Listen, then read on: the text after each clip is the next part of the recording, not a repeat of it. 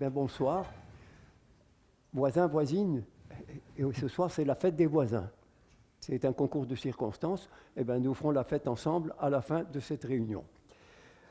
Je voulais vous dire que cette réunion plénière a été décidée parce que le sujet qui nous importait le plus était celui du problème des déchets, et non en plus en raison du problème des biodéchets.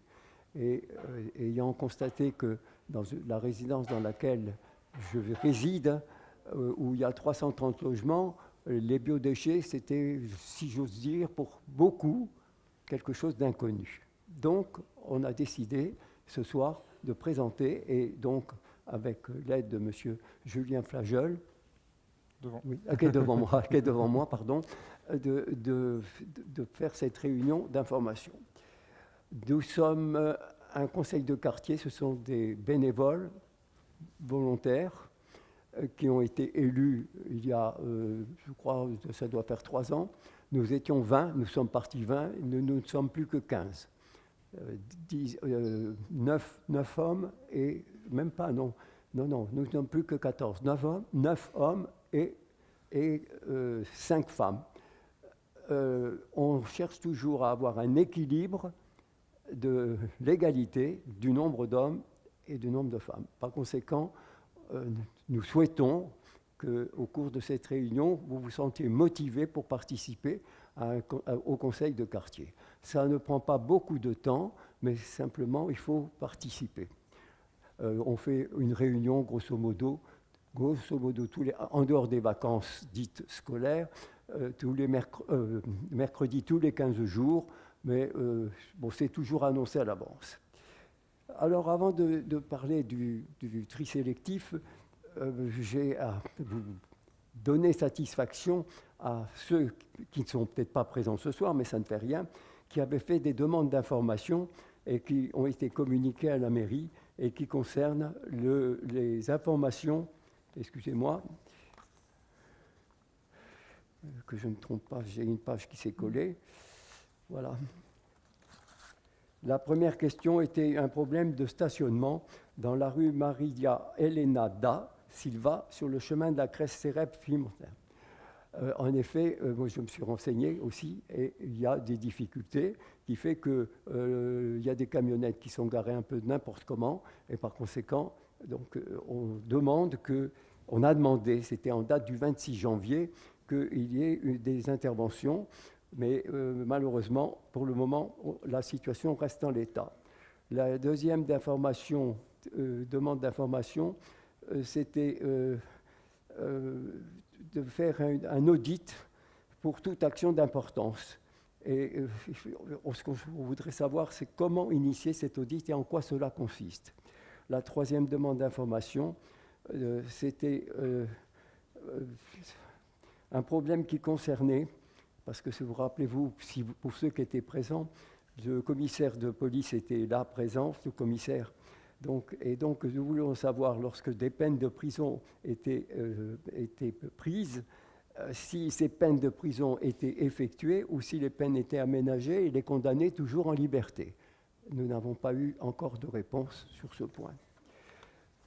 En ce qui concerne le reste, écoutez, là c'est moins important. S'il y avait le cas de l'information concernant les travaux entre Alésia et la porte d'Orléans, la place, pas d'Alésia, des époux Victor Bache et la porte d'Orléans. Et vous savez qu'il y a eu un sens unique qui a été mis en entrant avec 2 voies, ce qui permet d'ailleurs que les embouteillages au niveau du tramway, parce que souvent les voitures s'arrêtaient sur les rails, ont disparu. Enfin, pas totalement, mais enfin, disons que c'est plus simple. Voilà. D'un point de vue global, en fait, je vais me permettre de reprendre la suite. Oui. En fait, ce que je veux montrer à Adrien ici, c'est qu'on est vraiment la voie, le conseil de quartier, c'est vraiment la voie entre les citoyens du quartier, les habitants du quartier, et la mairie. On est vraiment des structures, en fait, on a 6 dans l'arrondissement, et on est vraiment des porte-paroles pour permettre de remonter des sujets désagréables ou des sujets intéressants vis-à-vis de la mairie. Donc, en l'occurrence, ce soir, on avait certaines questions qui étaient encore en suspens, d'où les remarques d'Adrien actuel. Mais par contre, d'un point de vue global, le sujet reste le tri sélectif. Tout Et à fait. donc, effectivement, comment faire D'accord. en sorte d'avoir des déchets et Donc- biodéchets triés correctement dans l'arrondissement. Donc le tri sélectif, on en a, donc j'ai déjà abordé le sujet. Simplement, je veux lancer une percussion, c'est vous n'avez sans doute pas l'idée de ce que représente le tonnage de ces déchets que vous mettez vous-même dans les poubelles ouvertes, n'est-ce pas, ou les poubelles avec couvercle jaune. Les bennes, je parle pour uniquement le 14e arrondissement, mais donc ça intéresse notre quartier, hein, quartier d'Ido, Plaisance, Porte-de-Vanves. Cela représente 5 jours sur 7, le dimanche n'étant pas travaillé, ça représente 100 tonnes par jour de déchets de la poubelle verte. C'est-à-dire, là, c'était le tout en venant. Et le lundi, c'est pour ça que c'était le 6e jour, le lundi, compte tenu que ça regroupe le dimanche, et donc les poubelles, c'est 140 tonnes. Vous avez bien entendu, 140 tonnes. Hein. Et les poubelles jaunes, pardon, qui ont les produits, c'est un gros volume. Le tonnage est plus raisonnable, ce n'est que 100 tonnes par semaine. Voilà. Donc, je voulais préciser cela parce que j'étais moi-même étonné de la quantité que cela représentait en poids, hein, et sachant que, par ailleurs, ces produits, ensuite, ne sont pas abandonnés et puis jetés et puis ou brûlés. Il y a quand même des unités de recyclage. Je laisse la parole maintenant. Alors, Oui. tout le monde, il n'y aura pas grand-chose de plus à raconter. Juste toujours dans les chiffres, il faut bien penser que c'est quand même aussi à l'équivalent de personnel de 100 kg par an, par personne, de biodéchets. Donc Oui, juste c'est les ça. épluchures, les légumes, c'est vraiment 100 kg. Pas 200, 100 kg. Et donc ça représente quelque chose de non négligeable. Hein. Clairement, en général, ça reste, alors plus maintenant, mais encore peu, c'était incinéré ou enfoui. Alors que c'est vraiment de la matière qu'on peut revaloriser facilement et de manière vraiment intéressante. Et donc du coup, on va laisser l'expert du sujet nous le présenter. Donc en bref présentation, alors attendez, peut-être que je retrouve ma petite fiche.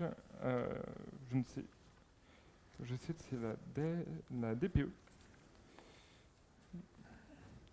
Donc voilà, excusez-moi. Donc du coup, Monsieur Flaniel est le chef de la division territoriale propreté du 14e, et donc vous êtes normalement partie de la DPE, c'est ça?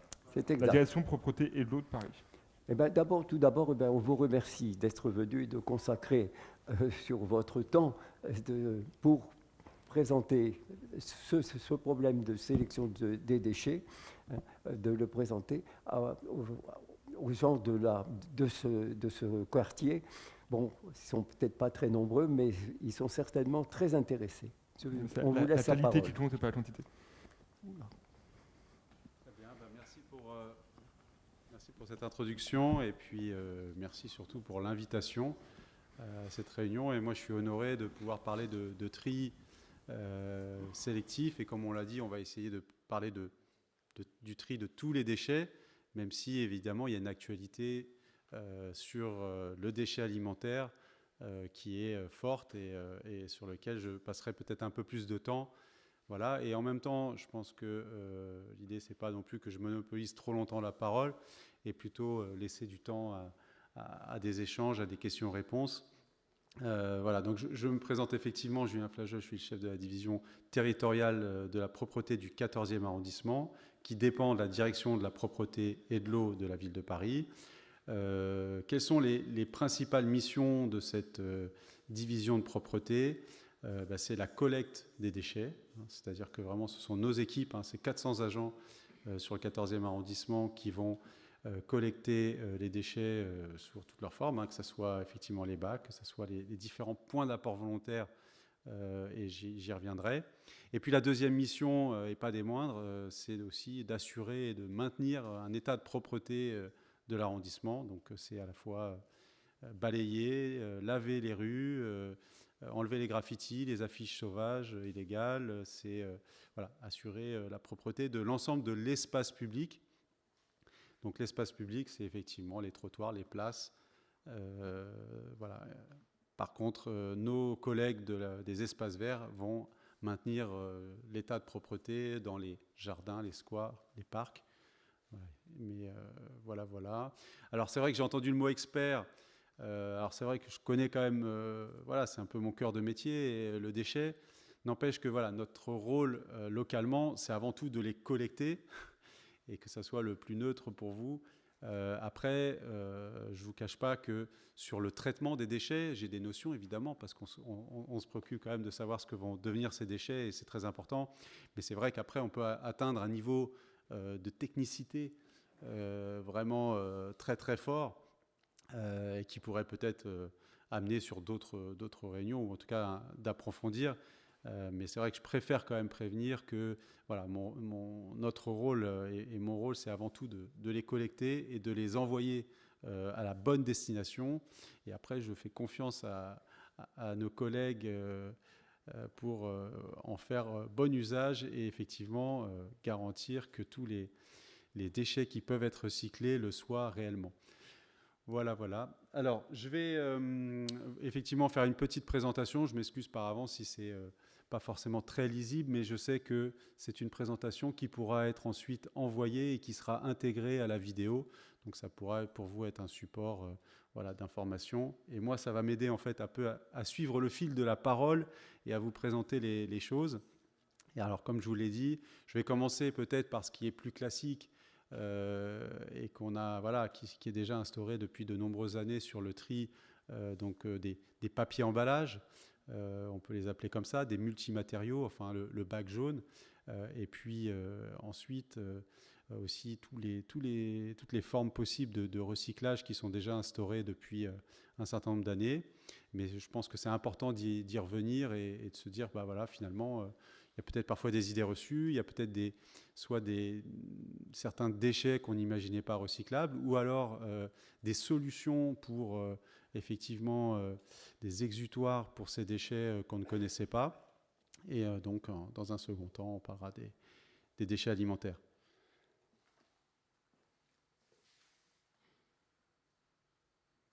Voilà, donc déjà, alors la première chose, c'est à quoi sert le tri, hein. Donc c'est peut-être des notions un peu évidentes, mais qu'il convient de rappeler. Bon, tout d'abord, effectivement, tous ces déchets vont permettre de recréer des matières, hein. Donc c'est des économies en matières premières vierges. On va aussi économiser de l'énergie, puisque recycler une tonne d'emballage plastique permet d'économiser plus de 2 tonnes en équivalent CO2.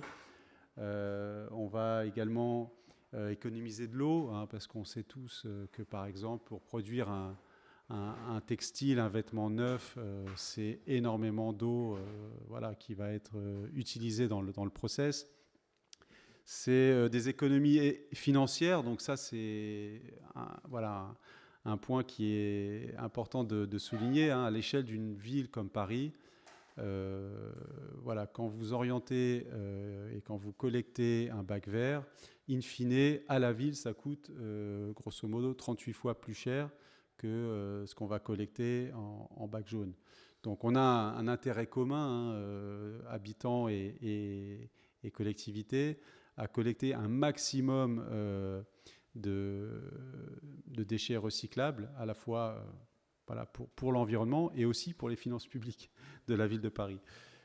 Et puis enfin, effectivement, c'est une activité qui génère de l'emploi. Alors là, voilà, je ne pourrais pas rentrer dans le détail hyper technique, mais c'est sûr que dans les centres de tri, on a de plus en plus de process qui permettent d'automatiser, de mécaniser effectivement la reconnaissance des différents déchets et donc de les orienter vers les bons flux, enfin en tout cas de corriger les erreurs de tri et de séparer les différentes matières. Mais n'empêche que dans les centres de tri, on a encore beaucoup d'agents qui vont travailler, je dirais, voilà, humainement, manuellement, pour faire ce travail de tri des déchets. Et donc évidemment, quand on a des humains en bout de chaîne pour recueillir les déchets qui ont été triés, d'où l'importance de leur limiter et de leur faciliter le travail en évitant de leur envoyer des choses totalement inappropriées dans ces bacs.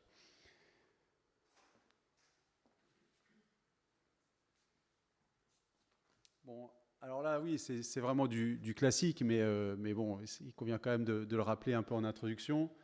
Vous avez effectivement dans tous vos locaux poubelles normalement 3 couleurs de couvercle. Hein, donc le couvercle vert pour les ordures ménagères, le tout venant, on va dire, tout ce qui ne peut pas être recyclé. Et normalement, quand on va aller au bout de cette présentation, on se rend compte que le bac vert, il devrait vraiment plus rester grand-chose.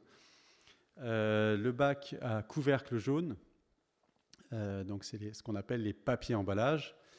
Et donc je pense que cette définition papier emballage, elle est claire. C'est du papier ou c'est un emballage. Et un emballage, il ne faut pas se soucier de sa matière. C'est pas en fait, est-ce que je peux trier l'aluminium, est-ce que je peux trier le plastique? Je pense que la question vraiment essentielle, c'est est-ce que l'objet et donc le déchet là, que je m'apprête à jeter, est-ce qu'il a une fonction d'emballage, indépendamment de sa matière? Et je pense que quand on se pose cette question-là, on a souvent la réponse, oui, ça servait à emballer quelque chose, donc je sais qu'il a sa place dans le bac jaune. En tout cas, dans le bac à couvercle jaune. Et bac à couvercle blanc, donc c'est effectivement pour les bouteilles en verre, les bocaux. Voilà. Donc je dis bien les bouteilles et les bocaux, parce qu'on pourrait penser que les verres, par exemple, ou les miroirs, ou les vitres, pourraient y aller finalement. Et donc là, non, attention, ça peut être l'erreur. On est sur, là aussi, un peu la notion d'emballage, d'une part, et puis aussi, il y a des questions de dangerosité, de matériaux. Donc voilà, les vitres, les verres, même si ça peut vous paraître un peu... pas forcément logique, mais en tout cas, ça reste du tout venant.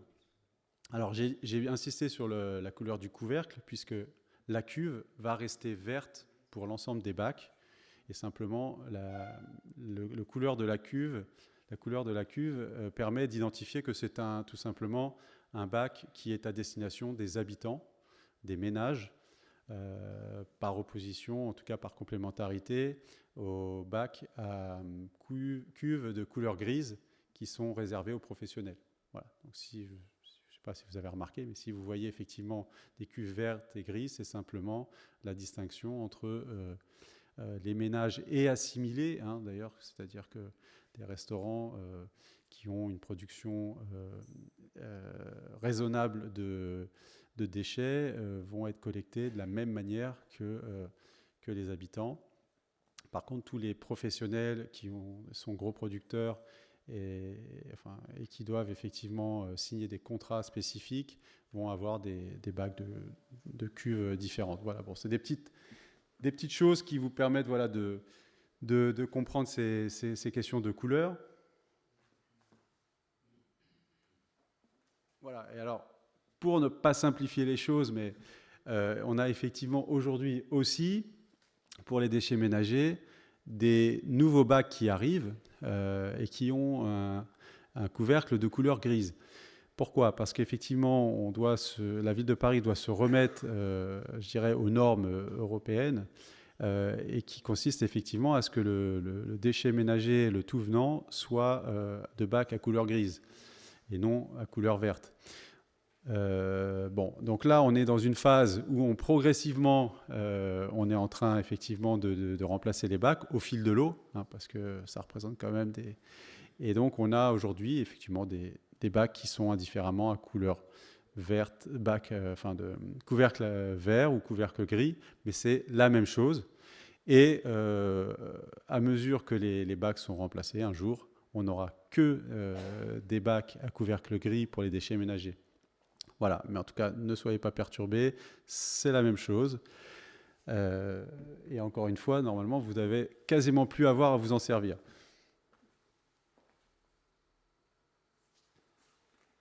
Voilà, alors là, c'est un rappel un petit peu de ce que je disais sur les différentes choses qu'on peut mettre dans les bacs. Alors, sachant qu'on est sur une simplification des consignes de tri, c'est-à-dire que vraiment tous les emballages doivent aller dans le bac jaune, y compris quand il peut être légèrement souillé, comme un pot de yaourt, comme une boîte de pizza, voilà, une barquette. Pas besoin de faire une vaisselle approfondie avant de le jeter, dès lors qu'on est... voilà, évidemment, il faut le vider, hein, mais il ne faut pas culpabiliser et vous poser de questions. Si vous le mettez dans le bac jaune, vous ferez le bon geste. Et ça pourra être recyclé, encore une fois, parce que les techniques, à la fois en centre de tri et en usine de recyclage, se perfectionnent et permettent effectivement de le faire. Alors, je l'ai dit, hein, le bac blanc, donc c'est pour les bouteilles, les bocaux et les pots en verre vidés. Alors, je saute, il y a un item sur les déchets alimentaires, mais j'en ferai un focus après, donc j'en parle pas encore. Et donc, ce qui reste dans le bac à couvercle vert ou gris, déchets ménagers. Et on estime que normalement, ça ne devrait représenter que 25% des déchets que vous jetez, voilà, puisque 75% des déchets que les habitants produisent sont recyclables.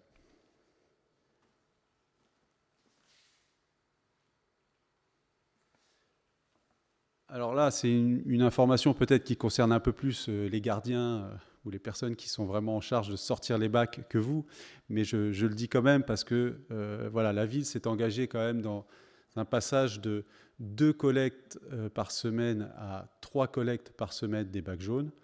Et donc la volonté assez évidente, c'est de se dire qu'on encourage vraiment, on encourage à ce que les déchets soient bien recyclés et de plus en plus massivement recyclés. Et c'est pour accompagner cette augmentation du geste du tri, pour que vous ne soyez pas freiné par le fait que vous manquez de place dans les bacs jaunes. Puis c'est aussi dans les petits immeubles où vous avez finalement pas beaucoup de place, enfin en tout cas petits immeubles ou en tout cas petits locaux poubelles, ça c'est sûr. Parfois, on n'allait pas prendre le risque de mettre un bac jaune parce qu'on se dit, voilà, on va manquer de place, il ne va pas être collecté suffisamment souvent. Donc voilà, aujourd'hui, on est passé à 3 collectes par semaine. Donc pour votre secteur, hein, c'est les mardis, jeudis et samedis. Et donc, effectivement, on a pu voir que c'est accompagné mécaniquement d'une augmentation des tonnages de déchets recyclables. Voilà. Qu'est-ce que je voulais dire d'autre là-dessus? Oui, on a augmenté la collecte des bacs jaunes et pour autant, on n'a pas réduit la collecte des bacs déchets ménagers. Et donc, je dis, c'est aujourd'hui une collecte qui reste à 7 jours sur 7, donc y compris le dimanche. Mais là où je vous rejoins, c'est que le lundi, c'est un pic de collecte, parce que finalement, nous, on assure une collecte le dimanche, mais il y a quand même beaucoup de gardiens, voilà, il y a beaucoup d'immeubles qui ne vont pas sortir le dimanche, même si c'est un service qu'on assure. Donc effectivement, il y a un effet de rattrapage le lundi.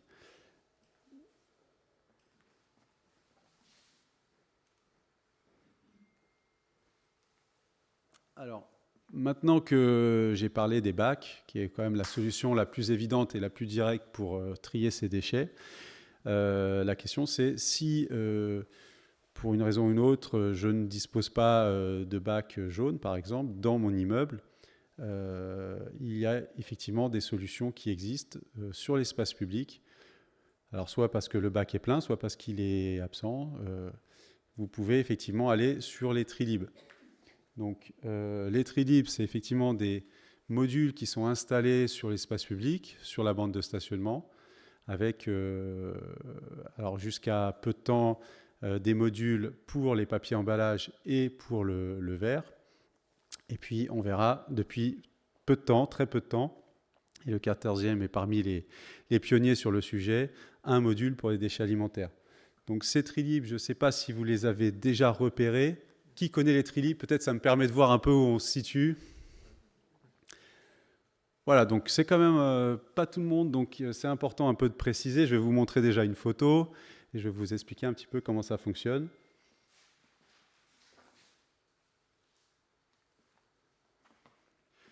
Voilà, donc effectivement, vous le voyez, alors, vous ne voyez peut-être pas très bien, hein, mais c'est ce module voilà, de couleur verte en respectant un petit peu, je dirais, la couleur des mobiliers urbains sur l'espace public, avec effectivement une trappe donc pour les plastiques emballages et pour le verre. Alors, j'ai fait un exercice peut-être un peu rapide et je m'en excuse si j'en ai oublié, mais je pense en avoir recensé, là je compte, 1, 2, 3, 4, 5, 6, 7, 8, 9. Je crois en avoir recensé 9 sur votre secteur. Hein, donc avenue Maurice Decaille, Porte de Vanves, 2 sur Raymond Losserand, Maurice Bouchard, rue des Mariniers, rue Joncois, rue des Suisses, avenue Villemain. Avec en fait peut-être certains qui sont pas officiellement dans votre quartier, mais qui sont très proches, notamment je pense à la rue d'Alésia, côté, alors ça doit être côté Père, hein, il me semble, qui est on va dire côté nord, mais qui reste... et le 39 avenue Villemain, il est peut-être pas officiellement, mais il m'a semblé qu'il était vraiment tout proche. Voilà. Il est connu grâce au marché. Tout à fait. Tout à fait. Donc voilà, donc effectivement, alors la carte que j'ai un peu zoomée sur votre quartier, elle existe aussi dans un petit dépliant qui est derrière sur les tables et où vous avez la carte de tout l'arrondissement, ça peut vous permettre de regarder ce qu'il y a un peu autour aussi. Et donc bah voilà, ces Trilib, ça vous permet de pouvoir déposer à n'importe quel moment. Et on a ensuite des collectes qui se font puisqu'on a des détecteurs de remplissage en fait dans ces modules. Et donc c'est une société qui va intervenir en fonction du taux de remplissage. Et on est plutôt agréablement surpris sur le fait qu'il ne génère pas de nuisances majeures, dans le sens où on pouvait craindre effectivement que ça apportait peut-être des dépôts autour. Et globalement, on n'est pas confronté. Alors j'espère que vous n'allez pas me contredire ce soir, mais en tout cas, pour l'instant, on trouve que ça vit bien. Et on est aussi extrêmement vigilant pour que des habitudes ne soient pas prises, justement, à ce que des choses soient déposées à côté et que, voilà, qu'il y ait un sentiment de malpropreté qui puisse se créer. Donc, on collecte beaucoup, c'est-à-dire qu'un Trilib sur un rythme de croisière, c'est plus d'1 tonne de papier emballage et plus d'1 tonne de verre collectés par mois. On en a qui font un petit peu moins, on en a qui font beaucoup plus, hein, ça peut atteindre jusqu'à 3 tonnes par mois sur un Trilib. Donc voilà, on se rend compte que même dans voilà, un dispositif où on a des bacs dans tous les immeubles, et ces points d'apport volontaires, ils ont une vraie utilité. On se rend compte qu'ils servent à vraiment quelque chose, et en tout cas, ils permettent de collecter en plus. Voilà, puisque l'arrivée des Trilib, heureusement, n'a pas fait diminuer les déchets recyclables collectés dans les immeubles. Donc voilà. Les seules choses qui ont diminué, c'est bien les déchets ménagers qui, depuis plusieurs années, déjà, je pourrais presque dire de nombreuses années, suivent quand même une courbe voilà, descendante.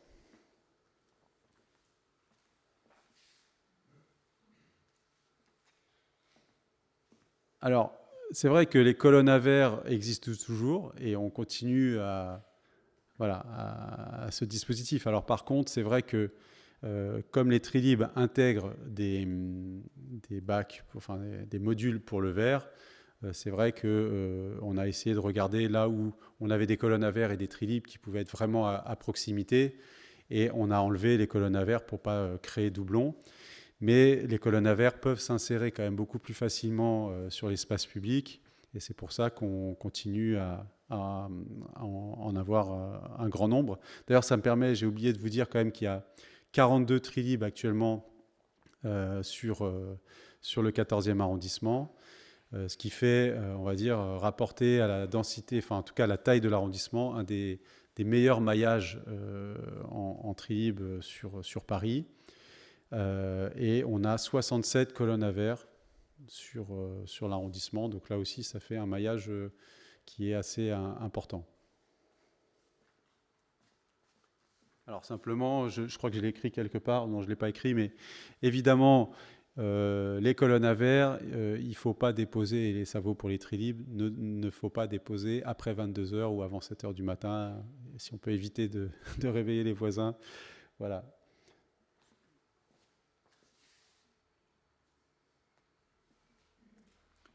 Alors, de manière très schématique, effectivement, après donc le tri, on a la collecte. Donc, je le dis, dans le 14e arrondissement, hein, la collecte est assurée par les agents de la propreté. Hein. C'est une répartition à Paris. Effectivement, certains arrondissements sont collectés par des entreprises privées. Ce sont, dans le 14e, les agents qui vont collecter. Alors, avec des moyens mécaniques, des moyens humains et matériels, hein, c'est-à-dire en gros les bennes qui ne vont pas être directement du 14e. En fait, elles sont rattaché à un garage qui est à Ivry, qui s'appelle le garage Ivry-Victor Hugo. D'ailleurs, c'est très pratique parce qu'en fait, il est juste à côté de l'incinérateur. Donc, ça permet, en tout cas pour la partie déchets ménagers, de mutualiser puisque voilà, c'est au même endroit. Donc, en fait, schématiquement, ils partent à 5h45 d'Ivry. Ils arrivent ici vers 6h10. Donc nos agents ont commencé à 6h, ils s'équipent et ils commencent les premières tournées à 6h10. Et donc il y a 2 tournées, une jusqu'à 8h30. Et le camion qui peut quand même effectivement capter 10 tonnes de déchets, eh ben, il arrive un peu en limite. Donc il doit aller vider soit à l'incinérateur, soit au centre de tri. Et il revient pour une deuxième tournée entre 9h, 9h15 et 11h30, midi. Voilà, c'est ça un peu l'organisation. C'est des tournées effectivement qui ne sont pas évidentes à faire. Alors je ne sais pas si on a des riverains de la rue Raymond-Osserand, parce que je pense à la rue Raymond-Osserand où c'est un vrai casse-tête parce qu'en fait c'est sur des voies où en fait il n'y a aucune possibilité pour les véhicules de doubler. On est obligé de passer très tôt. Alors, on s'excuse pour peut-être les nuisances, mais on est obligé de passer très tôt. D'une part pour être efficace, mais aussi et surtout pour ne pas congestionner davantage la circulation, et y compris la circulation des bus. Parce que voilà, si on passait plus tard, en fait, ce qui se passe, c'est qu'on peut faire rater aux élèves, par exemple, voilà, le début des cours. Et donc, voilà, donc c'est pour ça, d'ailleurs, aujourd'hui, on maintient ces horaires. Et voilà, on a beaucoup de contraintes qui peuvent expliquer les horaires de passage. Alors, oui, effectivement, on a 2 exutoires principaux, hein, c'est ce que je mets de manière très schématique. C'est l'usine d'incinération, donc comme je l'ai un peu dit, qui est située à Ivry, et le centre de tri, qui est, lui, situé à Issy-les-Moulineaux. Donc voilà, donc ce sont, une fois qu'on a collecté, ce sont les 2 exutoires principaux pour le 14e arrondissement. Alors, en sachant qu'un centre de tri, ce n'est pas une usine de recyclage.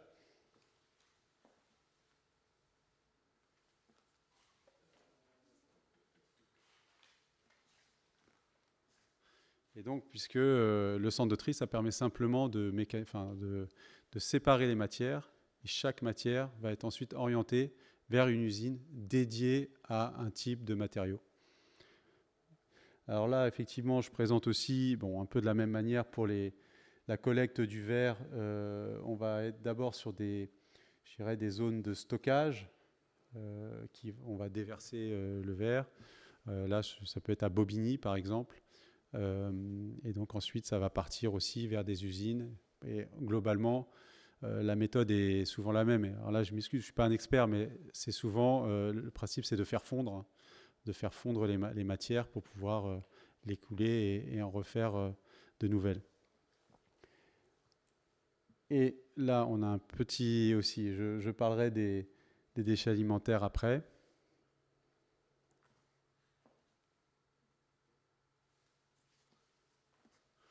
Voilà, alors quelques exemples symboliques du recyclage, donc avec des bouteilles en plastique de lessive. On peut par exemple faire des sièges bébés, avec des bouteilles, des peluches, avec des briques de lait, du papier toilette, avec des canettes. On va faire des cadres de vélo ou des cadres de trottinette. Voilà, et puis tout simplement avec une bouteille en verre, on peut refaire une bouteille en verre aussi. Voilà, avec du carton, des boîtes d'œufs, des choses de ce type.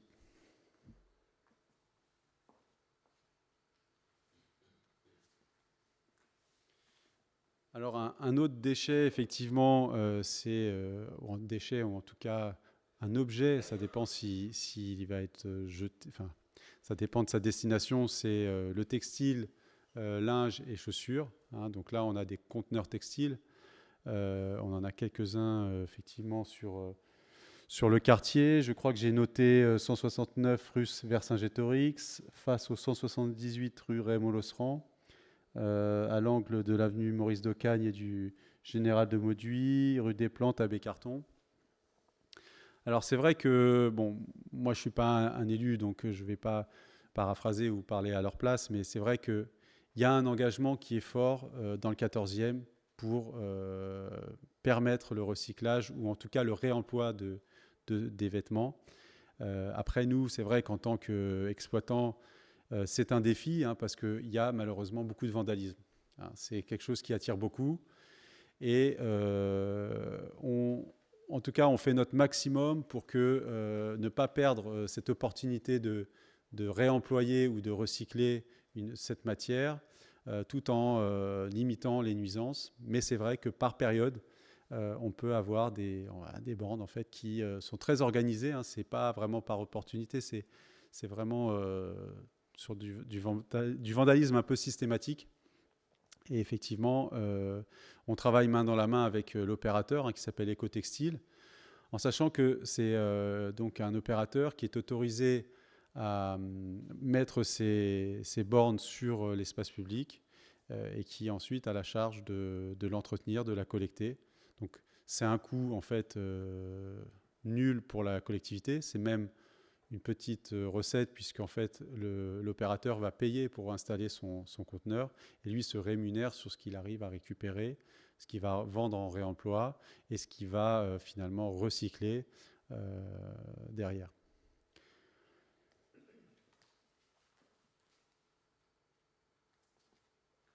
Alors un dispositif, je vais continuer le quiz, qui connaît le Trimobile ?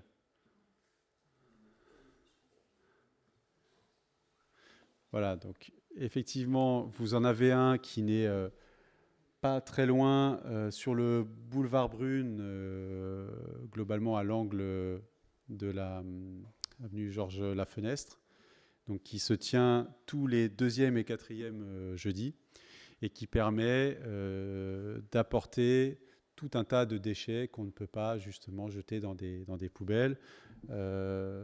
Donc voilà. Alors, petit électroménager, matériel informatique, gros carton d'emballage, lampes, cartouches d'encre, piles et accumulateurs, peinture, solvant, radiographie, huile de friture, textile, chaussures. Alors, par contre, je le dis, hein, actuellement, c'est encore un dispositif entièrement destiné au recyclage. Mais on est en train de progressivement l'adapter. Et ça viendra, je pense, assez rapidement pour que vous puissiez aussi avoir un espace réservé à ce qui fonctionne encore et qui pourrait être réemployé. Voilà. En tout cas, au pire, c'est recyclé et c'est déjà très très bien. Et donc, on sait que donc il y en a 3 hein, sur l'arrondissement et que vraiment à chaque opération, on a beaucoup d'habitants qui effectivement profitent de ce dispositif.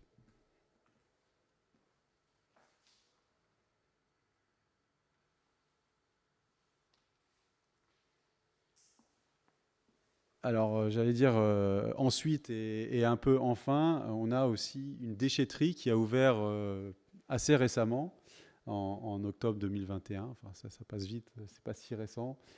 Sur la rue du professeur Yassad Vincent, donc c'est pas si loin, hein, en bordure de périphérique, en accès par la rue Paul Appel. Et donc, ça vous permet aussi de dire c'est un exutoire pour, par exemple, les déchets déblais, gravats, ferraille, tout ce qui va être ameublement. Ça peut être aussi, on l'a dit pour le trimobile, mais c'est aussi les piles, c'est aussi les radiographies, les lampes, les cartouches d'imprimante, par exemple. Donc, ça permet d'aller apporter, d'une part, des choses plus volumineuses que sur un trimobile. Et puis surtout, là, c'est ouvert hein, vraiment du lundi au dimanche, de 9h à 19h. Donc, voilà. c'est un nouveau dispositif aussi qui vous permet de jeter un certain nombre de choses. Et là encore, dans une déchetterie, vous avez des caissons par type de matériaux, donc la ferraille, tout ce qui va être ce qu'on appelle déchets d'ameublement. Ah oui, je ne l'ai pas dit aussi, mais tout ce qui va être équipement électronique et électroménager. Hein, et donc tout ça va partir vers les bonnes filières de recyclage.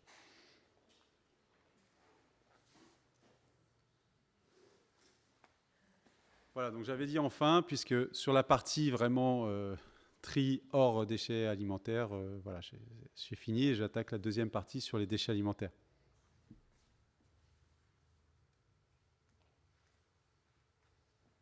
Bon, là, vous avez peut-être beaucoup d'informations, je vais un peu passer et simplement dire qu'effectivement, hein, depuis le 1er janvier 2024, il y a une obligation pour les collectivités à offrir une solution de tri à leurs habitants.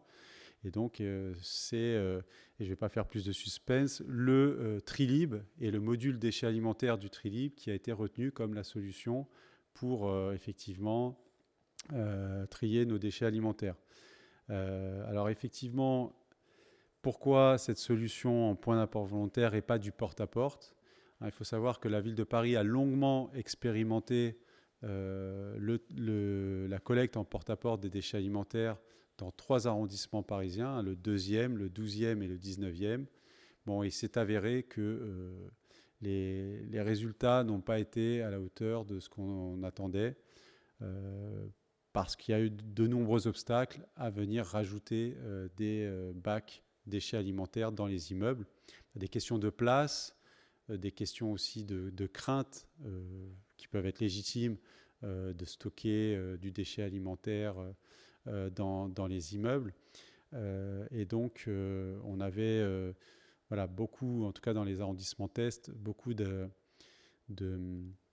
d'immeubles où on n'avait pas forcément de solution, on n'avait pas de bac qui était proposé, hein, parce qu'il y avait des refus des copropriétés tout simplement.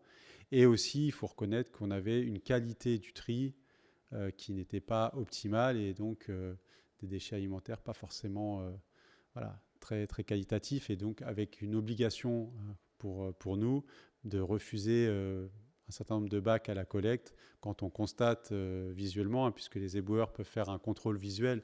Et ça vaut aussi, d'ailleurs, je ne l'ai pas dit, hein, mais ça vaut aussi pour les bacs jaunes. Quand ils constatent que le bac est, comme on dit, pollué, ils ne vont pas tout simplement pas le collecter pour ne pas polluer le reste de la collecte. Et ça sera pris en déchets ménagers.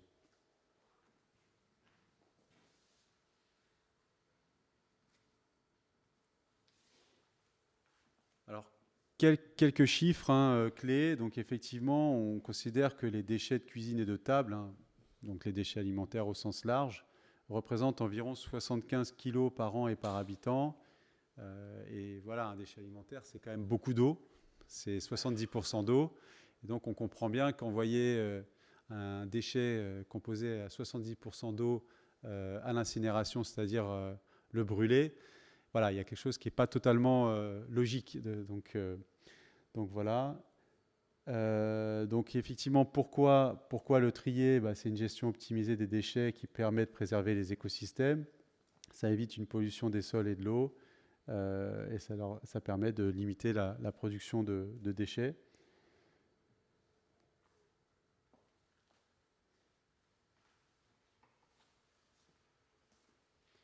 Alors, des chiffres encourageants.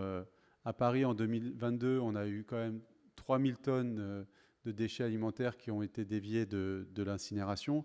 Donc, c'est très encourageant parce que 3000 tonnes, en 2022, on était sur un dispositif encore beaucoup moins large qu'aujourd'hui. Et donc, on peut espérer que quand je reviendrai les années suivantes, on sera sur des chiffres bien, bien plus importants grâce à vous.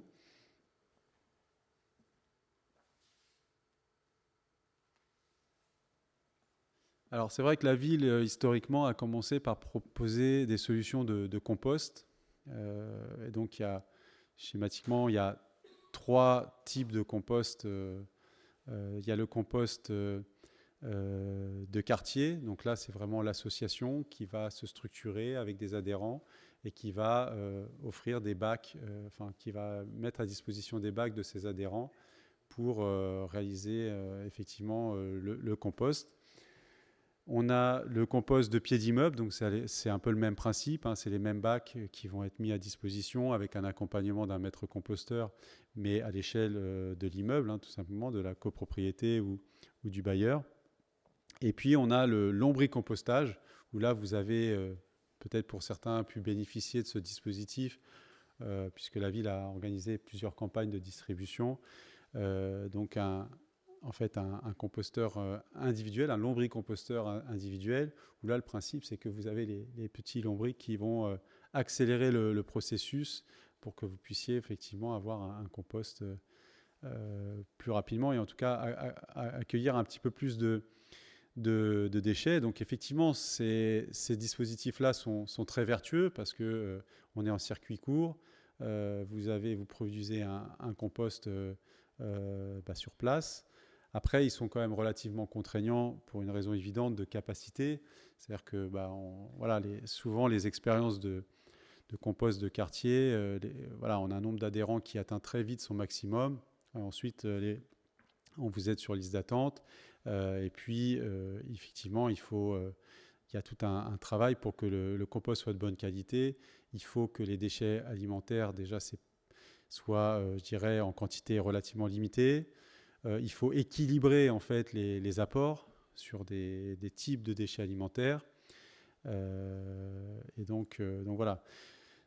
C'est peut-être le plus vertueux, mais aussi le plus difficile et il ne peut peut-être pas répondre aux besoins de l'ensemble de la population.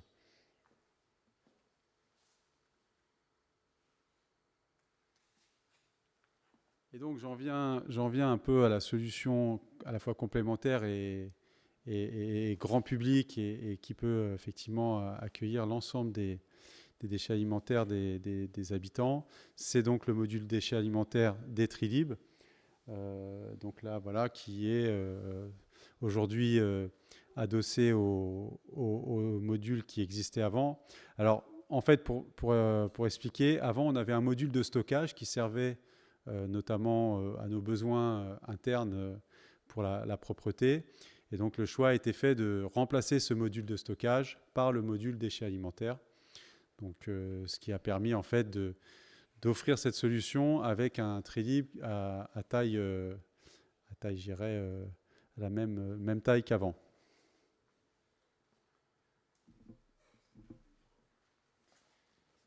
Alors, en fait, on a, donc, je l'ai dit tout à l'heure, 42 Trilib sur l'arrondissement, donc 42 modules déchets alimentaires, ce qui offre un des meilleurs maillages dans Paris. Puisqu'en fait on a fait une carte, on a regardé avec une couverture à 3 minutes à pied ou à 250 mètres à pied d'un Trilib et on s'aperçoit que 95% des habitants du 14e sont concernés et on est en train de travailler, et ça, je pense que c'est sur d'autres secteurs, on est en train de travailler pour rajouter quelques Trilibs pour avoir un maillage vraiment à 100%. Et donc, comme c'est un des meilleurs maillages, c'est pour ça que dans le déploiement de ces modules DA, le 14e avec le 11e arrondissement ont été les premiers arrondissements à en bénéficier, hein, puisque ça a démarré début avril et l'ensemble des modules, si je ne dis pas de bêtises, ont été installés fin avril. On avait tous les modules DA. Et donc, il faut savoir que pour l'instant, ce déploiement se poursuit sur les autres arrondissements et l'objectif, c'est que l'ensemble des arrondissements puissent en bénéficier dans le courant du mois de juillet.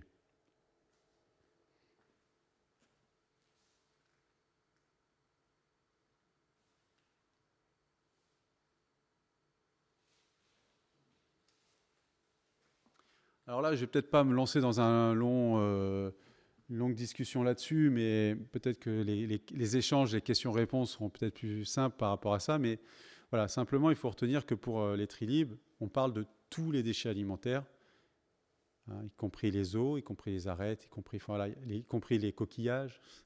Ça a cet avantage d'être vraiment global comme solution. On est sur le même principe en fait que ce que je vous avais expliqué sur les papiers emballages et le verre, c'est-à-dire qu'on a des détecteurs de remplissage. Donc en fait, ça va être collecté à la demande. Hein, on n'est pas sur une fréquence, on est vraiment sur un besoin par rapport au taux de remplissage des modules DA, de manière à ce que on n'ait pas des déchets alimentaires qui restent longtemps dans les tribes.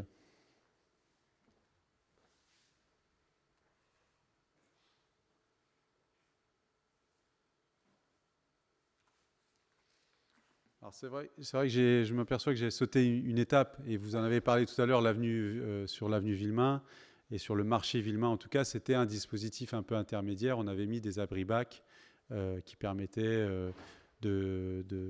alors dans un premier temps des bacs. Hein, donc c'était les jours de marché, on pouvait effectivement déposer les déchets alimentaires dans des bacs qui étaient collectés en fin de marché. Puis on les a transformés en abri-bacs. Donc on était toujours situé sur les marchés alimentaires et tous les marchés alimentaires du 14e. Donc bien sûr, Ebrune a été le premier marché alimentaire à en bénéficier et qui a permis effectivement de déposer ces déchets alimentaires 7 jours sur 7, 24 sur 24. Voilà, donc c'était cette étape intermédiaire, et aujourd'hui on est sur une solution plus générale. Donc c'est vrai que ça a permis de voir que le geste a commencé à se développer. Souvent on me pose la question, quelle est la qualité du tri, et moi j'ai envie de dire, dès qu'on est sur un point d'apport volontaire, c'est-à-dire qu'il y a une démarche de vraiment sortir de chez soi, se déplacer et aller déposer, on s'aperçoit que la qualité des déchets qui sont triés et collectés est toujours meilleure.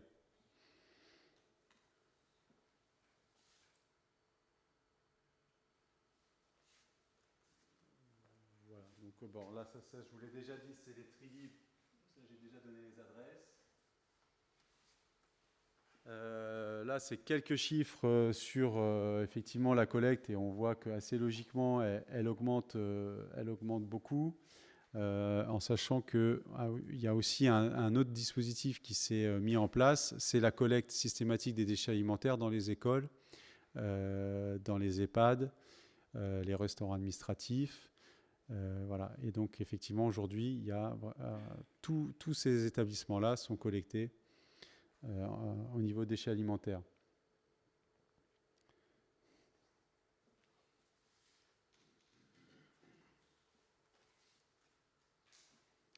Alors une question qui est souvent posée, c'est que deviennent les déchets alimentaires collectés?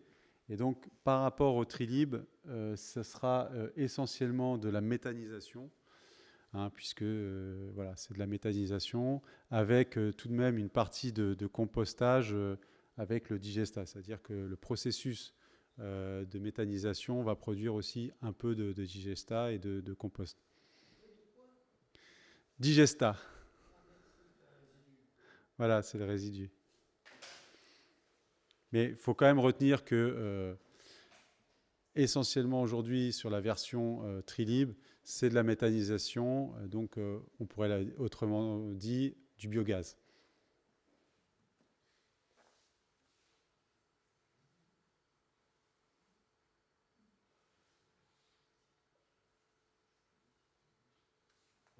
Donc là, les différentes présentations rentrent vraiment dans le détail plus technique, et donc ça, vous pourrez en prendre connaissance et approfondir, hein, mais voilà, ça rejoint ce que j'ai dit auparavant.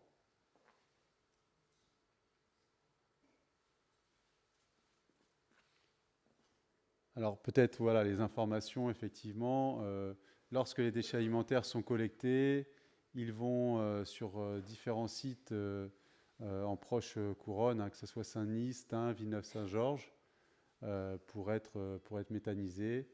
Et donc en 2025, une grande unité de méthanisation va ouvrir à Gennevilliers et qui permettra de valoriser 50 000 tonnes de déchets alimentaires par an. Sur les établissements, hein, les écoles, elles sont collectées par une entreprise qui s'appelle Moulineau. Donc, si vous êtes intéressé, n'hésitez pas à chercher aussi un petit peu l'activité de ce prestataire qui est un pionnier dans la collecte des déchets alimentaires. Et nos modules Trilib sont collectés par un prestataire privé de Richebourg, qui par ailleurs collecte aussi les papiers emballages et le verre.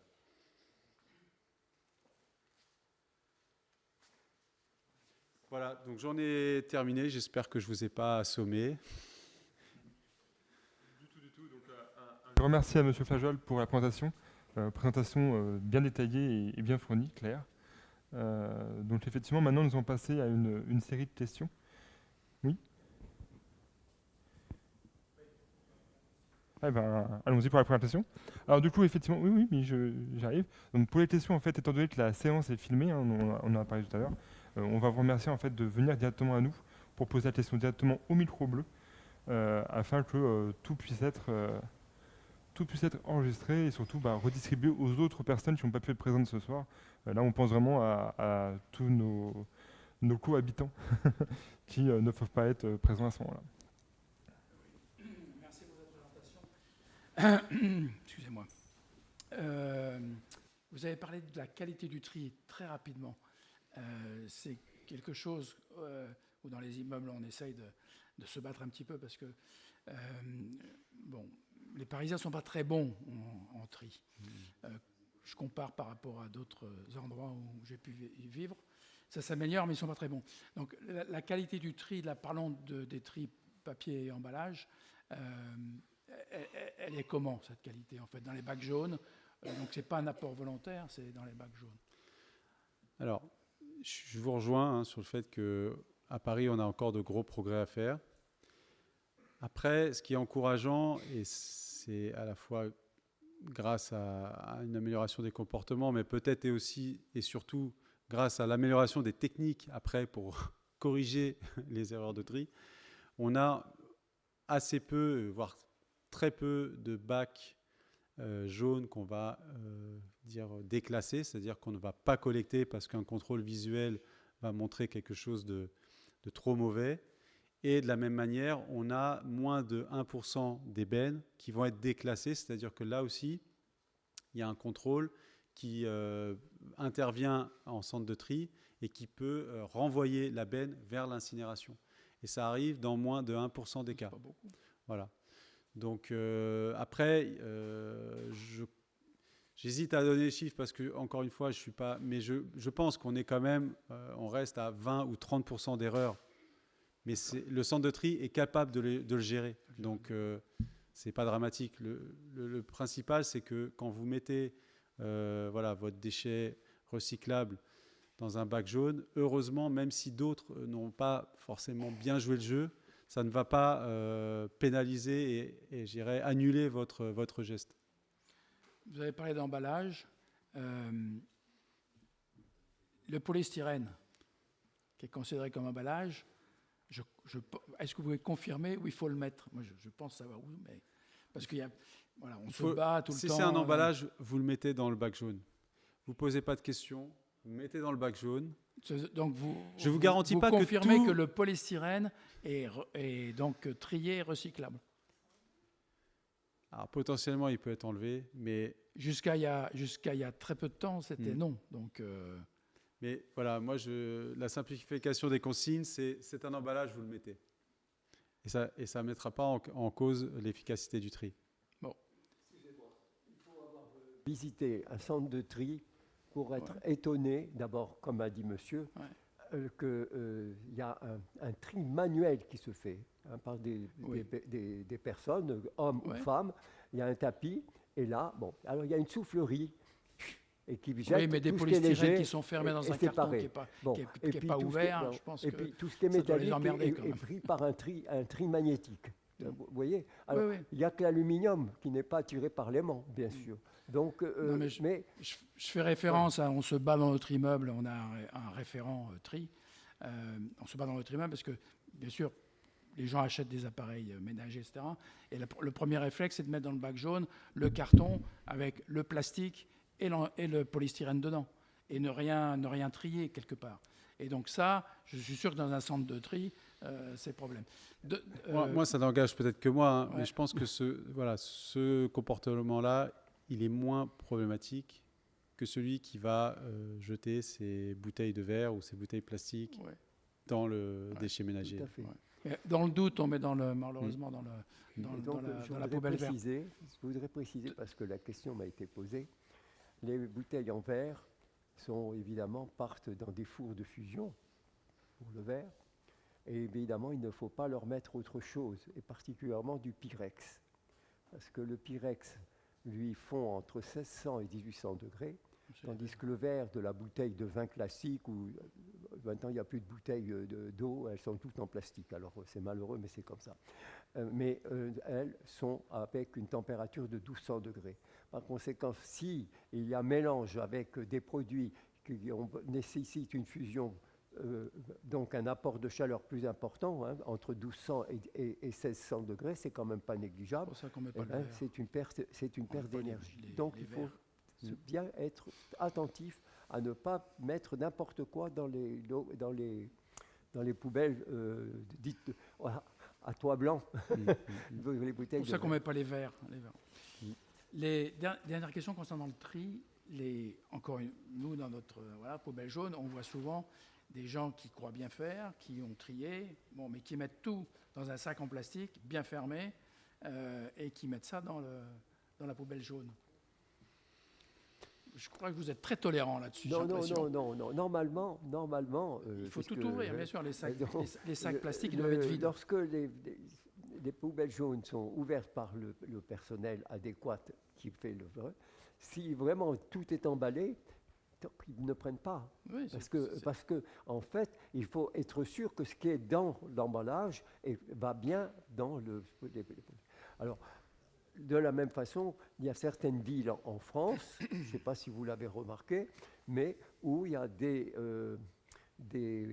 pas des poubelles, mais des récipients qui permettent de mettre les journaux et tout ce qui est papier. Hein, mais bon, c'est pousser un peu trop loin le tri. Hein. Alors c'est vrai que sur cette question du sac, peut-être je peux faire un complément de présentation spécial sac. Alors, les conteneurs textiles, linge, chaussures, c'est très recommandé de les mettre en sac. Oui, tout à fait. Parce qu'effectivement, si quelque chose arrive dans le conteneur et qui est souillé, et puis même pour la manipulation, donc voilà, donc vos vêtements que vous mettez dans des conteneurs en sac. Évidemment, dans le bac jaune, pas de sac. Pas de sac, moins vous mettrez en sac et mieux c'est. Sur les déchets alimentaires, c'est vrai qu'on distribue des sacs compostables. Alors, voilà, c'est un peu pour se mettre le pied à l'étrier, mais idéalement, si vous trouvez une solution pour les jeter sans sac, c'est mieux et c'est plutôt recommandé. Si vous les mettez dans des sacs craft, c'est mieux que ces sacs biocompostables. Voilà. Ou même simplement, hein, vous prenez un sac, vous le videz et puis après vous pouvez jeter le sac dans une poubelle. Voilà, donc déchets alimentaires idéalement sans sac. Et voilà, j'ai fait un peu le tour. Alors là, je ne vais pas monopoliser la parole. Sur justement le compost et la méthanisation, je pense que c'est important que vous reveniez sur cette question. Pourquoi il y a de la méthanisation et pourquoi il y a des matières, déchets alimentaires où on peut faire du compost. Parce qu'on ne met pas la même chose dans une benne qui va aller à la méthanisation. On met plus de choses, en fait, de tous les déchets alimentaires, y compris les eaux, etc. Alors que il faut être beaucoup plus rigoureux dans la partie qui va devenir compostable, et notamment pas de sacs, même dits biodégradables, parce qu'en fait, on s'est aperçu qu'ils ne le sont pas. Donc, bon. Oui, tout à fait. Je l'ai un peu dit, c'est vrai que le principe du compost est beaucoup plus contraignant par rapport aux apports. Il faut être extrêmement vigilant. Il y a aussi un équilibre de pH pour qu'ils puissent bien vivre. Et donc, on ne peut pas mettre forcément tous les déchets alimentaires. Il faut aussi équilibrer, parce que si vous mettez que des agrumes, c'est trop acide. Si vous mettez des choses trop dures, elles vont mettre trop de temps à se décomposer. Et c'est pour ça que le Trilib, il apporte une solution, tout déchet alimentaire et dans une capacité de traitement qui est bien plus importante. Et bon, c'est pas pour opposer, je pense que c'est vraiment complémentaire. L'idée, c'est d'avoir le plus de dispositifs et il y a de la place pour tout. Alors, puisque la question m'a été posée, hein, et donc je la soumets, je connais la réponse. Hein. Les déchets alimentaires, on sait ce que c'est, y compris les épluchures de pommes de terre, les bouts de poireaux, etc. Mais par contre, et pourtant, ça pourrait être inclus, les déchets végétaux, par exemple, je sais pas, des tiges de rosier, etc., ne doivent pas être mis dans les déchets alimentaires, à mon avis, mais enfin, peut-être que je me trompe. Oui, alors je vous confirme effectivement hein, que les déchets verts ne sont pas des déchets alimentaires. Je n'ai pas forcément toutes les réponses là aujourd'hui, mais je peux vous confirmer ce point-là, plus pour des questions réglementaires finalement que biologiques peut-être. Mais on pourrait approfondir hein, sur les raisons.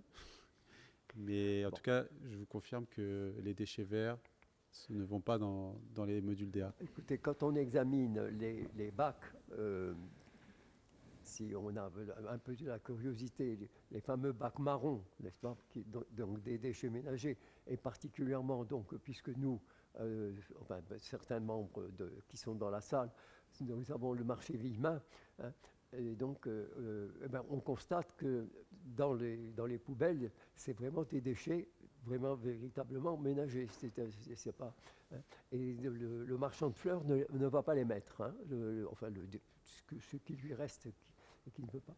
Donc ça marche très bien.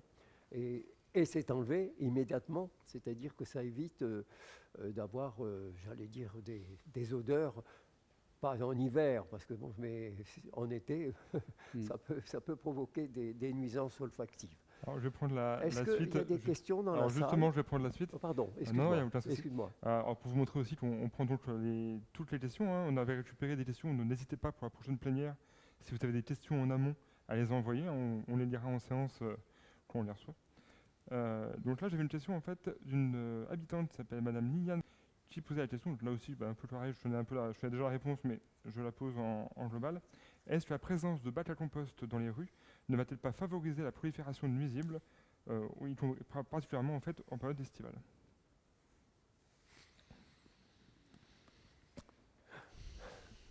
Alors, ce qui est sûr, c'est que les bacs à compost, hein, c'est une initiative qui est relativement ancienne. Hein, ça fait de nombreuses années. J'ai pas la date exacte, mais ça fait de nombreuses années. 2012, de mémoire. 2012, voilà. Et que cette question-là, avec une adaptation des bacs, des grilles, a été, de nombreuses améliorations ont été faites au fil des années pour justement se mettre à l'abri de ce problème. Donc je serais tenté de dire que on est à l'abri aujourd'hui de ce problème par rapport à la conception même des bacs. Après, est-ce que c'est une réponse à 100%? Non, ça pour l'entretien aussi, mais bon, ça... Voilà, il y a des questions d'entretien. Les bacs à compost qui sont dans les squares particulièrement sont particulièrement bien fermés. Et par conséquent, je dirais il n'y a pas de possibilité, malheureusement, parce qu'il y en a, pour les rats de venir...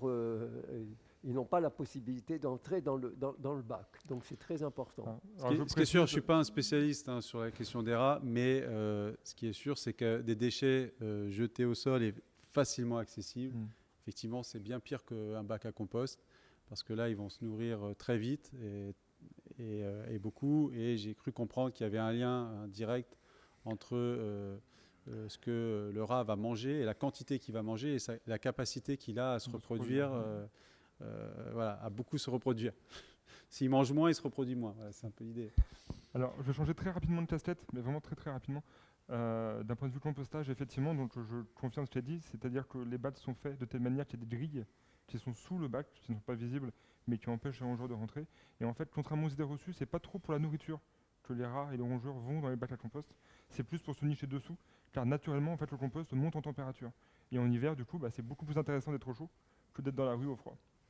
Et c'est vrai que ça aide beaucoup plus en fait les nuisibles, les rats en général en fait, d'aller sous un composteur pour se réchauffer que pour y trouver à manger. Car ils ont beaucoup plus de mal à rentrer à l'intérieur du compost.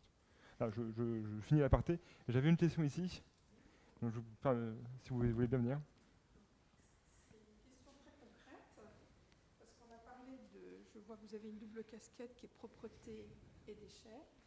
Et en fait, on comprend comprend bien qu'il y a des tas d'endroits très très précis où on dépose les déchets, on les trie. Malheureusement, dans notre quartier, rue des Suisses, on a à proximité des charmants vendeurs sur la chaussée, sur la rue, qui vendent des fruits et parfois des légumes. Et ils ont évidemment des cartons dont ils doivent se débarrasser. Et aussi des fruits qui sont abîmés. Donc, ils déposent ça pas très loin Auchan, où il y a d'ailleurs un panneau qui indique interdiction de déposer des ordures. Et évidemment, c'est un petit peu des sacs informes, des cartons souillés, et alors, ils disparaissent, ils finissent toujours par disparaître, mais ils restent bien parfois 24 heures sur la chaussée. Donc, je ne pense pas qu'il faille utiliser des moyens coercitifs à l'égard de ces vendeurs qui ont sûrement une activité précaire. Mais est-ce qu'il ne pourrait pas y avoir un moyen de la part de la mairie, une information un peu pédagogique, ou pour leur dire où mettre leurs cartons souillés et où mettre les fruits pourris. Parce que ça réapparaît régulièrement. Et donc, les containers sont bien enlevés de poubelles, mais évidemment, je comprends très bien que les éboueurs ne puissent pas récupérer des cartons le jour où c'est les conteneurs verts, et réciproquement quand c'est les conteneurs jaunes. Donc ça, c'est quand même... D'abord, ça attire évidemment des nuisibles, ça c'est clair. Et donc, je pense qu'il faudrait peut-être trouver un moyen de régler ce genre de questions qui, évidemment, n'a beaucoup moins d'ampleur de tout ce que vous nous avez décrit, mais qui correspond quand même à des préoccupations des voisins de ces déchets, déposés de façon un peu sauvage. Voilà. Donc, j'ai posé ma question. Alors c'est vrai qu'on travaille beaucoup avec la police municipale sur les questions des vendeurs à la sauvette. Alors quand je dis police municipale, c'est pas que répression, c'est aussi de la sensibilisation dans un premier temps. Après malheureusement, parfois il faut aussi passer sur de la répression quand les choses n'évoluent pas. Je pense aussi, je ne l'ai pas dit parce que ce n'était pas le sujet du soir, mais c'est important que vous sachiez qu'il y a un responsable de quartier donc qui s'appelle Monsieur Manavian, qui dépend de la division de propreté et qui a un rôle justement un peu très intéressant d'aller à la rencontre des acteurs de l'espace public.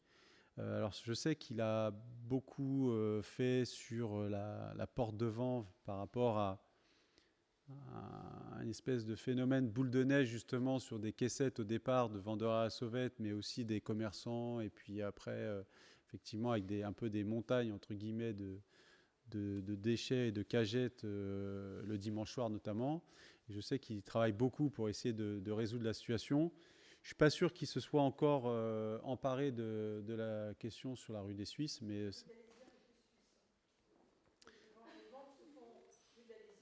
Ouais. Ouais. Et bon, alors c'est peut-être pour ça qu'il n'a pas identifié, mais je vais lui en parler. C'est Monsieur Manavian, et ça fera partie de ses missions dans les jours qui viennent. Voilà. Justement par le dialogue, alors vous avez parlé d'Auchan, je crois qu'il y a un sujet aussi Auchan par rapport au fait qu'on a des emplacements qu'on pourrait penser publics, mais qui sont en fait privés. Et donc, voilà, parfois ces limites là, public-privé, qui, je comprends bien, pour un habitant, sont pas concrètes parce que, voilà, mais peuvent effectivement nous gêner dans nos interventions. Merci beaucoup pour la réponse. Il y avait encore une question ici, j'ai vu. Ça sera sera à la limite la dernière question. Et ensuite, on pourra passer à la suite du...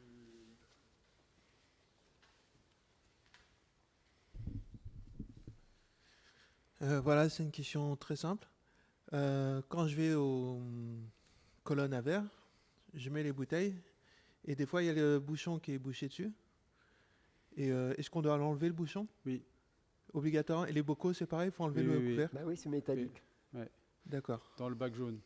Bon, bah voilà. Voilà. Ouais. C'est tout. C'est le tri personnel. Non, mais c'est une question effectivement qui est assez fréquente. D'ailleurs, je pensais même le dire, j'ai oublié de le dire, parce que c'est vrai que je sais que c'est une question qui est souvent posée. Donc voilà, tout ce qui est bouchon, couvercle, ça part pas avec la bouteille. Sur le compost, Jean-Luc, je crois que tu voulais dire un mot. Alors, du coup, je change encore de casquette. Alors, c'est bon, juste pour la suite du coup de l'ordre du jour. Comme ça, c'est mieux.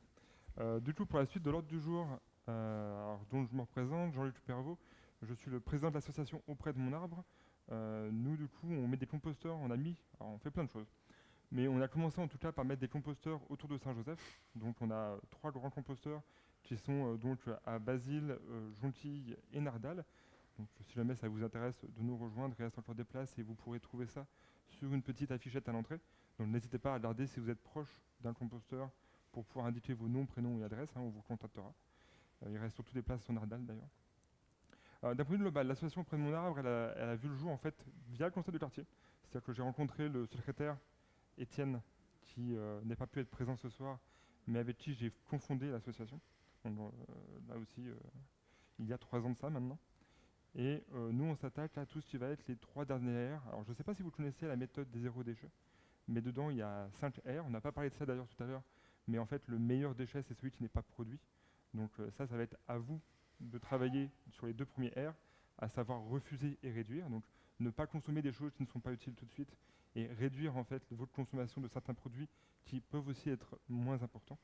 Et nous, par contre, on vous aide à vous occuper des 3 derniers R, à savoir la réparation, le recyclage et la remise en terre. Donc la remise en terre, ça va être le compostage, et ensuite on va aider les habitants à fabriquer, à réparer et à refaire des choses par rapport à leurs objets ou encombrants. Donc c'est vraiment dans les grandes lignes de l'association, et pour se faire connaître, on a surtout lancé du compostage, et donc c'est comme ça que vous pouvez nous trouver tout autour de Saint-Joseph. Mis à part ça, j'ai pas beaucoup plus de choses à vous dire. Donc le compostage est un peu plus contraignant effectivement, mais par contre une fois que c'est bien réglé, ça se passe très bien. Au final, les seules choses à ne pas y mettre, c'est vraiment le laitage, le pain et tout ce qui va être carné, donc viande et poisson. Pourquoi? Pour pas attirer trop de rongeurs, car comme je l'ai dit tout à l'heure, normalement ils viennent pas manger, mais si vous mettez du fromage, là clairement ils vont venir à un moment ou à un autre. Il n'y aura pas que le logis, il y aura le couvert aussi. Et du coup, mis à part ça, on peut mettre, contrairement à ce qu'on pense, de l'ail, des citrons, des oranges. Le principal, c'est de ne pas les mettre en très grande quantité. C'est que si vous blindez un composteur d'orange, comme on disait tout à l'heure, effectivement, il devient trop acide, donc il est inutilisable. Par contre, à partir du moment où c'est géré de bonne manière, vraiment la chimie se passe bien et on n'a eu aucun souci. Alors, on est créé depuis 3 ans. Par contre, on a mis des composteurs que depuis 2 ans. Et en 2 ans, pour l'instant, on n'a aucun problème. Et ça, je compte bien durer comme ça. Oui. Simplement, avant, je vous donne la parole après. Pour ceux qui veulent s'investir dans le compost, Monsieur Jean-Luc est président de l'association Auprès de mon arbre, c'est ça, oui. hein, qui s'occupe de 3 composteurs peut-être. 3 oui, composteurs, 3 c'est ça, composteurs. oui, 3 sites. Et par conséquent, si vous êtes intéressé, vous prenez contact avec lui. C'est ça, vous avez l'affiche à l'entrée, du coup, pour mettre vos noms, vos Voilà. prénoms, il y a une petite feuille. Oui. Non, mais venez pour que tout le monde puisse vous entendre. Alors effectivement, oui, vous pouvez venir ici directement. Venez là. Non, ça vous Mais gêne? effectivement, là, je parle de compost de quartier. Moi, c'est surtout le compost de quartier qui m'intéresse pour que tout le monde puisse y participer. Après, effectivement, ça marche de la même manière pour le compost en pied d'immeuble. Et là, par contre, il faut voir au niveau de la mairie, il faut écrire à la mairie pour que justement vous puissiez avoir un compostage en pied d'immeuble qui se crée. Est-ce que quelqu'un d'autre dans la salle veut prendre la parole sur un sujet, sur une question qu'il veut poser et soumettre ou présenter? Oui.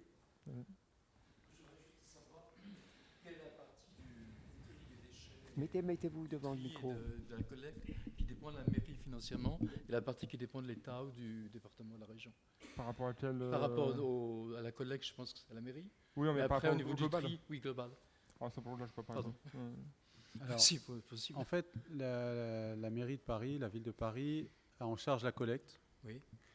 Et donc toute la partie traitement, hein, donc dès que l'usine d'incinération, le centre de tri, D'accord. là on est sur justement le SICTOM, hein, donc le syndicat des traitements des déchets. Donc, Qui est dans quel privé ou public? c'est une structure, c'est un EP, enfin un regroupement de communes en fait. Donc c'est un syndicat, on va dire intercommunal si on peut dire, sur la question spécifique des déchets. Et donc voilà. Donc c'est pour ça que la compétence de la ville s'arrête vraiment au moment où elle va à la collecte. D'accord, merci. Voilà. Vous avez vu qu'au tout début, je vous ai parlé de demandes d'information qui étaient exprimées. Est-ce que ce soir, vous avez, l'un d'entre vous ou l'une d'entre vous, un problème que vous voudriez présenter et qu'on pourrait débattre ensuite en comité de quartier? Bien. Pardon? Au sujet du centre d'incinération. Oui. Non, n'hésitez pas à venir pour le métro. Ivry. Mais vraiment, c'est plus simple en fait pour la captation et ainsi de suite, et moins tout le monde. Vous savez que beaucoup de ces produits qui vont à l'incinération vont dans l'unité qui se trouve aux portes de Paris, hein, avec les belles cheminées, n'est-ce pas, quand on part vers le château de Vincennes, et qui servent à alimenter les chaudières, avec en plus quand même un peu de fioul, hein, qui est rajouté, je crois que c'est 30% de fioul, et qui permettent d'avoir la vapeur, le chauffage du CPCU. Et c'est une belle économie.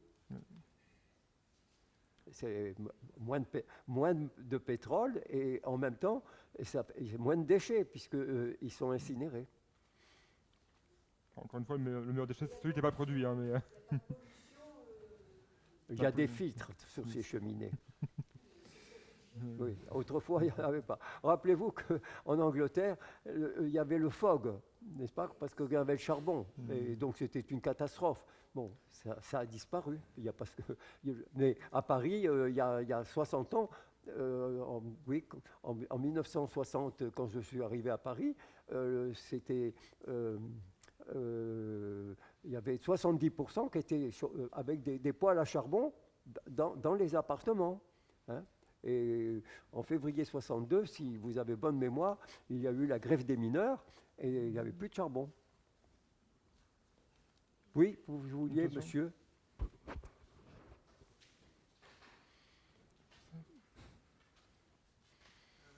Voilà, c'est 2 personnes âgées, un ami de l'église et mon père, qui ont essayé d'aller à un composteur, de trouver un composteur pour leurs déchets ménagers, enfin leurs déchets alimentaires. Oui. Et mon père, il est arrivé au composteur, il y avait un cadenas. Ah oui, non, mais il faut s'adresser. Et le monsieur de l'église, il a cherché et pareil, il a dit il y avait un cadenas, on ne pouvait pas faire. Non, ça c'est tout à fait normal. Pardon, c'est tout à fait normal. Répondre. C'est alors déjà parce que les composteurs qui sont gérés en général sont gérés par une association, et donc ne sont pas accessibles à tout le monde. Et si on met un cadenas, c'est pourquoi? C'est pour éviter que tout le monde le prenne pour une poubelle classique. Et ensuite, il faut qu'on puisse aussi savoir le nombre de foyers par composteur pour pas qu'on déborde. Actuellement, on limite, alors pour vous donner une idée, hein, pour les 3 composteurs qu'on a, on est limité à 35 foyers. S'il y a plus de 35 foyers, on sait que ça ne peut pas tourner. On sait qu'on va se retrouver avec une montagne de compost, on va se retrouver avec des déchets partout, le site va devenir sale. On ne peut pas avoir plus de 35 foyers. Du coup, on limite le nombre de foyers en ayant un code spécifique, et donc les gens viennent seulement ceux qui sont inscrits à l'association. Oui, alors je n'ai pas notifié tout à l'heure, c'était 5 euros à cotisation pour le matériel, l'assurance et tous les éléments en fait, de réparation. Et les cadenas justement. Et du coup, en fait, on est obligé de gérer ces composteurs pour que justement il n'y ait pas tout le monde qui vienne dessus et qui vienne de polluer le composteur et que l'ensemble déborde. Mais par contre, n'hésitez pas à vous inscrire et nous, là, aucun souci. On accepte les personnes, il n'y a vraiment aucun problème. Je suis à Bazy. Oui, je me rappelle bien. Mais par contre, mon ami et mon père, c'est pareil. Donc leurs déchets alimentaires, ils ne savent pas quoi en faire, alors ils les mettent dans la poubelle verte. Mais ils aimeraient bien trouver un endroit. S'ils peuvent pas, s'ils sont pas proches d'un composteur, ils peuvent aller dans les tri libres qui marchent très bien. Ok, d'accord. Mais sinon, il y a un Bien. composteur, et le composteur, ils s'inscrivent, il n'y a pas de souci. Hein. Avant de se quitter, je comprends que peut-être intimidé, vous n'ayez pas osé poser une question. Alors, vous avez toujours possibilité de le faire par écrit. Alors, vous avez l'email correspondant du conseil de quartier que vous pouvez avoir. Et si vous vous êtes en plus inscrit, vous, en donnant votre email, vous recevrez toutes les informations en direct. Et n'hésitez pas non plus, si vous voulez nous rejoindre, en fait. Si vous avez en Alors, fait la volonté de rejoindre les rangs, n'hésitez pas à vous inscrire. Je vous ai Et parlé. on Oui. se fera un grand plaisir de vous accueillir. Je vous ai parlé que nous n'étions plus que 14. Et par conséquent, oui, ça ne veut pas, Déjà, pas vous êtes dire parti, c'est qu'on est obligé de participer tout le temps à toutes les réunions.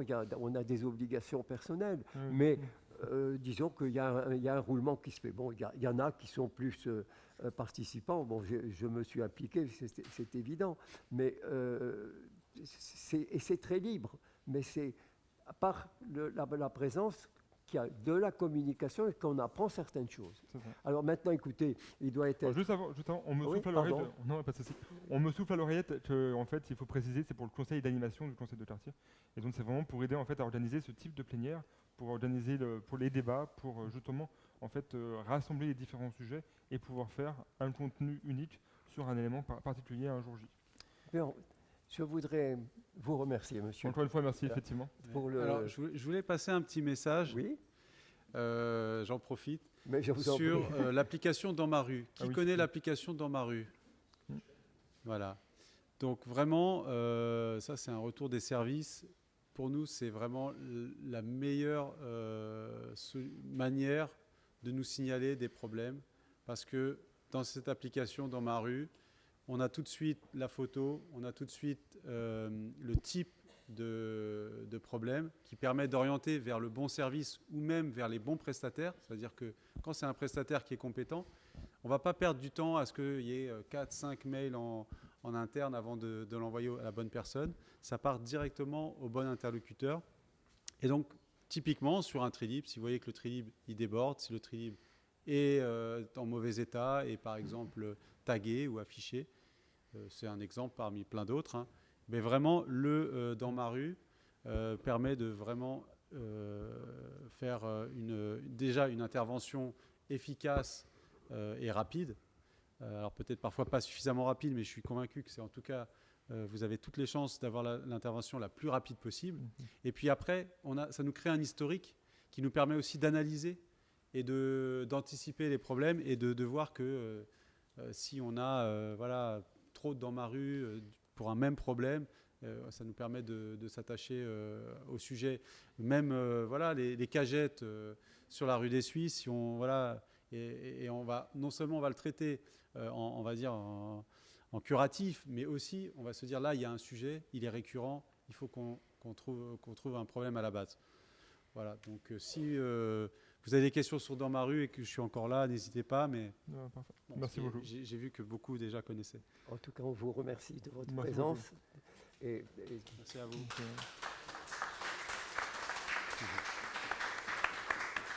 alors, je ne voudrais pas qu'on arrête tout de suite cette réunion sans remercier le manager, Eric, caché derrière l'écran, là. N'est-ce pas? Et donc, nous sommes une équipe. Bon, de temps en temps, on n'est pas d'accord entre nous, hein, je vous le dis. Il y a des discussions, mais c'est de la discussion que jaillit, si j'ose m'exprimer ainsi, la lumière. Bien. Alors, maintenant, il est 9h moins pardon, Ouais, il est 20h56. Il nous reste peu de temps, mais quand même, il y a préparé là des C'est ça, il y a une boissons. distribution. Donc pour les personnes qui le souhaitent, alors il y a deux pardon. choses. Il y a effectivement le petit pot, hein, forcément Oui. c'est le plus important, clairement, hein, on se le dit. Mais il y a également surtout une distribution de biosos. Donc ces biosos-là, c'est quoi? C'est des biosos pour tous les apports en Trilib.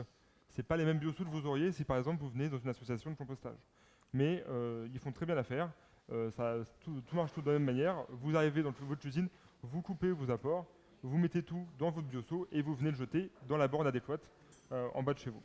Voilà, merci. Et puis, Merci à tous et toutes et bonne vous soirée. retournez et vous avez les personnes qui vous attendent.